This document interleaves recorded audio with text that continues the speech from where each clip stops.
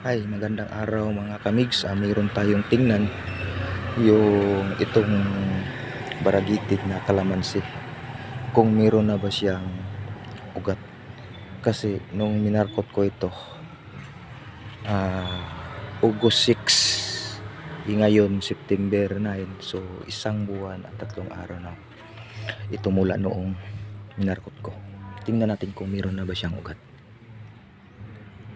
Ito mga kamigs, meron na itong ugat. Ito, nagkakaroon na siya ng ugat. Ito.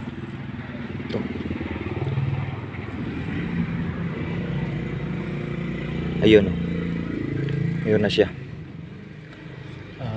Siguro hindi siya lahat na nagkaugat, pero kung pipisilin natin yung itong ito, meron na din siyang bukol. Susunod na araw lalabas na yung ugat yan. Ito, baragitid kalamansi ito mga kamigs. Kaya hanggang dito na lang mga kamigs. Ingat, God bless, mabuhay.